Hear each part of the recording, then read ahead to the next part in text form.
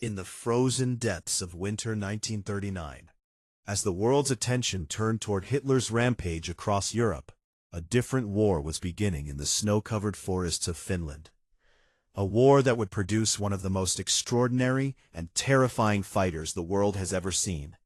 A man so deadly that his enemies gave him a name whispered in fear across the front lines: the White Death. This is the story of Simo Häyhä, a Finnish farmer who became the most lethal sniper in military history, and the brutal winter war that transformed an ordinary man into a legend that still haunts the pages of military history today. To understand how one man could become such a force of nature, we need to go back to November 30th, 1939, when the Soviet Union, emboldened by their pact with Nazi Germany, launched a massive invasion of Finland with nearly 1 million soldiers, thousands of tanks, and hundreds of aircraft, expecting to crush the small Nordic nation in a matter of weeks. Joseph Stalin believed Finland would fall in 12 days, maybe less, because what could a nation of fewer than 4 million people possibly do against the might of the Soviet war machine? But Stalin had made a fatal miscalculation, because he didn't understand the Finnish people. He didn't understand their connection to their land, and he certainly didn't understand what happens when you back a nation of hunters, farmers, and woodsmen into a corner in their own forests during the harshest winter in decades. Simo Häyhä was 33 years old when the war began, a quiet, modest farmer from the small municipality of WWII in southeastern Finland, standing just 5 feet 3 inches tall and weighing barely 150 pounds. He was the kind of man you could pass on the street without a second glance. He had served his mandatory 1-year military service years earlier, achieving the rank of corporal, but he was no career soldier, no military prodigy marked for greatness. He was simply a man who knew the land, who had spent his entire life hunting in these forests, and who possessed a natural talent with a rifle that was about to be tested in the most extreme circumstances imaginable. When the Soviet invasion began, Häyhä was called up with his unit, and he reported for duty carrying his own rifle, a Finnish-produced M2830, a variant of the Mosin Nagant that he knew intimately, having used it for hunting for years. The Finnish military command quickly recognized that conventional warfare against the Soviet masses would be suicide, so they developed tactics that would play to their strengths. They knew the terrain. They could move through the forest on skis like ghosts. They could survive in temperatures that would kill unprepared soldiers, and they could strike from nowhere and disappear back into the white wilderness before the enemy could respond. This guerrilla warfare style became known as Matti tactics, where small Finnish units would encircle and isolate larger Soviet formations, cutting them off from supplies and reinforcements, then systematically destroying them. But even within this framework of unconventional warfare, Simo Häyhä would take things to an entirely different level. He was assigned to the 6th Company of the 34th Infantry Regiment, and from the very first days of the war, something became clear. This small, quiet farmer was different from every other soldier on the battlefield. While other snipers might get 5 or 10 kills in a good week, Häyhä was recording numbers that seemed impossible. 20 kills in a day, 30 in a day, numbers so high that his commanders initially didn't believe the reports. But the evidence was undeniable, as Soviet bodies piled up in the snow, each one bearing the mark of a single, perfectly placed shot. What made Häyhä so effective wasn't just his marksmanship, though his shooting ability was indeed extraordinary. It was the combination of patience, precision, and tactical cunning. It was his complete mastery of fieldcraft, his understanding of how to become invisible, how to use the environment as a weapon, and how to think like both predator and prey simultaneously. He dressed entirely in white winter camouflage that he made himself, blending so perfectly with the snow-covered landscape that Soviet soldiers could be standing 15 feet away and never see him. He chose his positions with meticulous care, always ensuring he had both a clear field of fire and multiple escape routes, because he understood that the moment he fired, his position would be compromised, and he needed to disappear instantly. Unlike virtually every other sniper of his era, Heha refused to use a telescopic sight on his rifle, and this decision, which seemed counterintuitive to many, was actually a mark of his genius. Telescopic sights had several fatal flaws in the Finnish winter. They could fog up in the extreme cold. They could break or lose zero when subjected to hard use. They required the shooter to raise their head higher above the rifle, creating a larger profile. And most critically, the glass lens could catch the sun and create a glint that would instantly reveal the sniper's position to alert enemies. By using only the rifle's iron sights, Heha kept his profile incredibly low, maintained perfect reliability in all conditions, and remained completely invisible even when Soviet counter-snipers were actively searching for the telltale glint of a scope. His shooting positions were masterpieces of preparation and patience. He would arrive at a position hours before dawn, moving through the darkness on skis, and he would prepare his hide with obsessive attention to detail. He would build up a small mound of snow in front of him to support the rifle and provide minimal cover. But then he would pour water on this snow so it would freeze solid, preventing it from puffing up when he fired, and creating a cloud that would reveal his location. He would pack his mouth full of snow so that his breath wouldn't condense in the frigid air, and create a visible vapor trail that sharp-eyed enemies could spot. He would lie absolutely motionless for hours, sometimes for an entire day, waiting for targets to present themselves, enduring temperatures that regularly dropped to -40 degrees Celsius. Temperatures so cold that exposed skin would freeze in minutes. Temperatures that would kill an unprepared person in hours. The physical and mental discipline required to remain motionless in such conditions, to keep your hands steady enough for precision shooting when every nerve in your body is screaming from the cold, to maintain focus and awareness when hypothermia is constantly threatening. This alone sets Heha apart from ordinary soldiers. But he had grown up in these conditions. He had spent his entire life in these forests and these winters. And what was a frozen hell for Soviet soldiers from Ukraine or Central Asia was simply home for Simo Heha. His hunting background gave him another crucial advantage. He understood animal behavior. He understood how creatures move through the forest, how they use cover, how they react to threats, and he applied these same principles to hunting humans. He knew that soldiers, like animals, follow patterns. They use the same paths repeatedly. They cluster near sources of warmth or shelter. They let their guard down at predictable times, and he exploited every one of these patterns with ruthless efficiency. Soviet forces quickly realized they had a serious problem on their hands. Reports were coming in from all along the front of a ghost sniper who was killing officers, machine gunners, and ordinary soldiers with equal precision, always at long range, always with a single shot, and always without being seen. The psychological impact of Heha's campaign was immense. Soviet soldiers became terrified to move during daylight hours. Morale plummeted, and entire units became combat ineffective because they were too scared to leave their positions. The Soviet command decided they needed to eliminate this threat, and they began dedicating significant resources to hunting down the White Death. They sent their own elite snipers, highly trained marksmen who had been successful on other fronts. But these men had a fatal disadvantage. They didn't know the terrain the way Heha did. They weren't adapted to these extreme conditions, and they were hunting a man who had become something more than human, a perfect predator who existed in complete harmony with his environment. One by one, Soviet counter-snipers entered the Finnish forests, hunting for Heha, and one by one they became statistics in his kill count. He could spot them by the glint of their scopes, by the slight disturbance of snow around their positions, by the simple fact that they didn't belong in this landscape the way he did, and he killed them before they ever knew he was there. When counter-snipers failed, the Soviets tried artillery.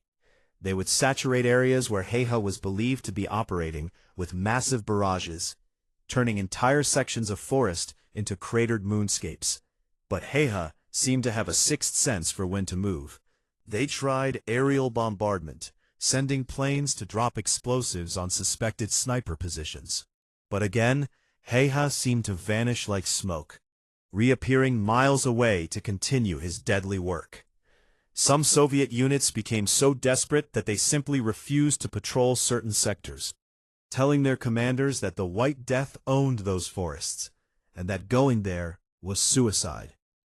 This was a stunning admission from soldiers of the Red Army, which had been purged of defeatists and cowards only years before, but the fear Heha inspired overrode even the terror of Stalin's commissars. The numbers Heha compiled during the Winter War are almost beyond belief, in just under 100 days of combat.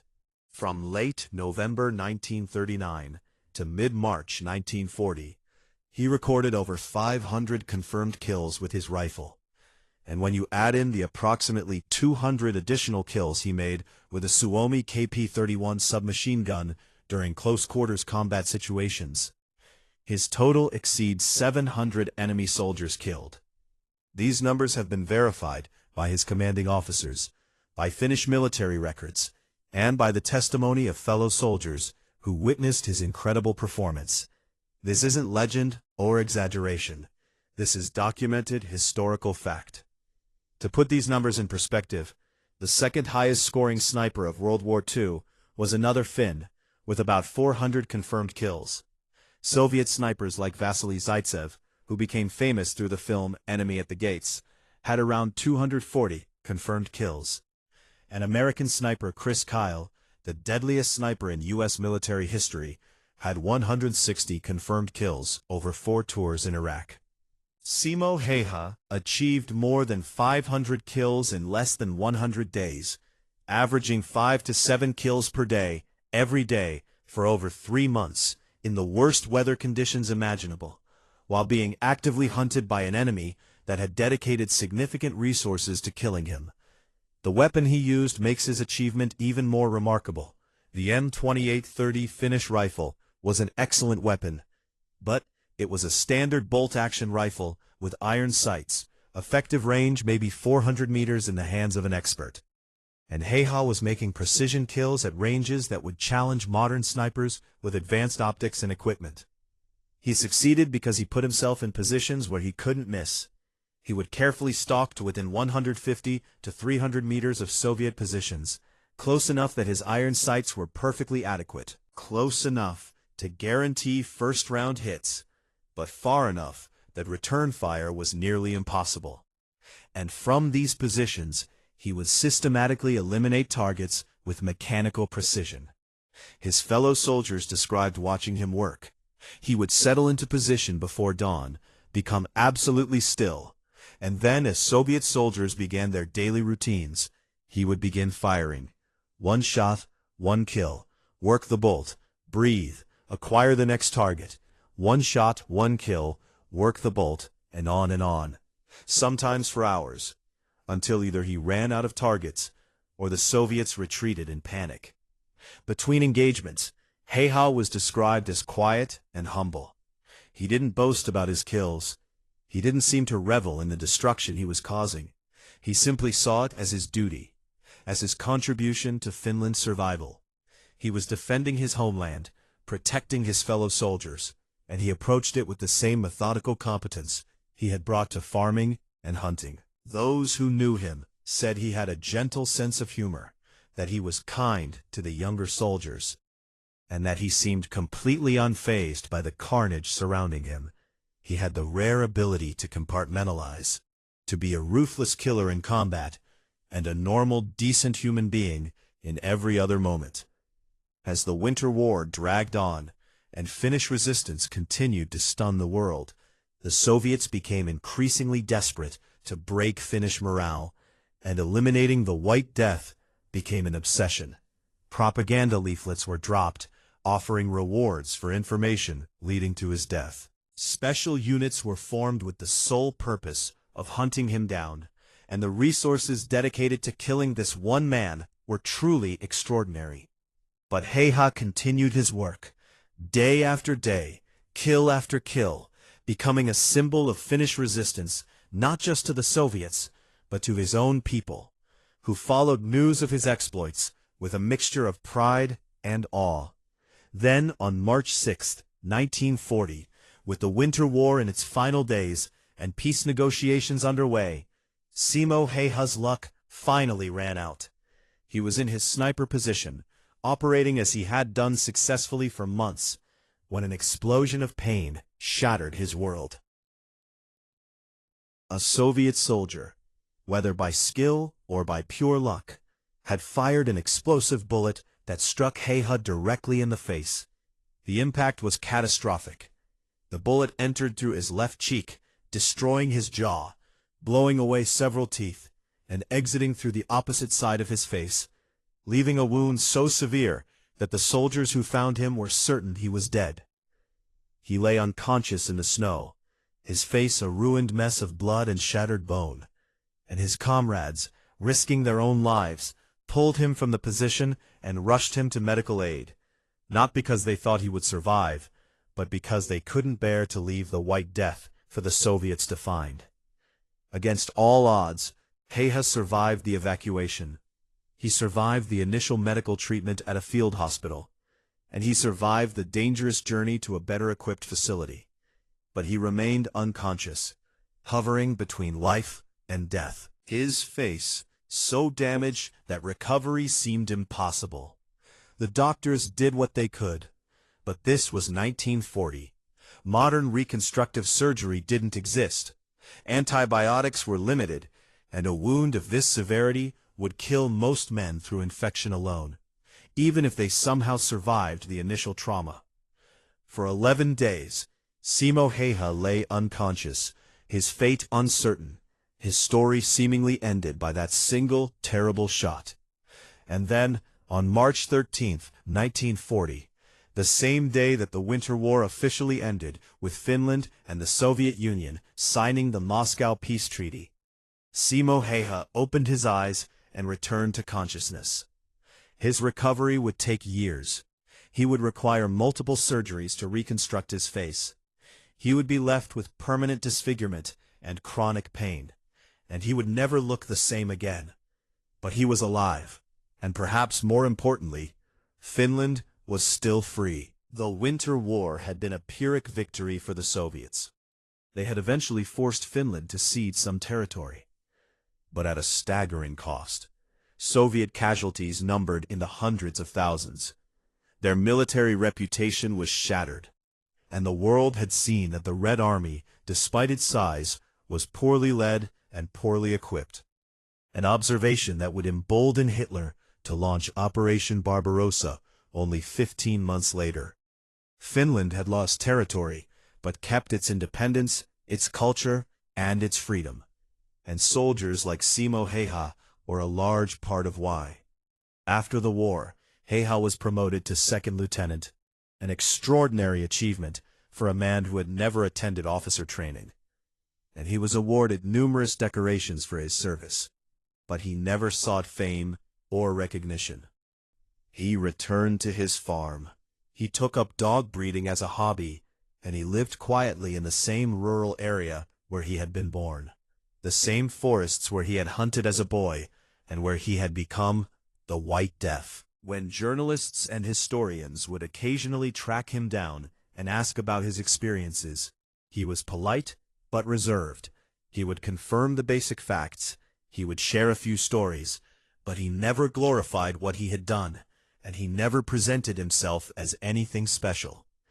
In one of the most famous exchanges, when asked how he became such an effective sniper, how he achieved what no other soldier in history had achieved, he simply replied, "Practice."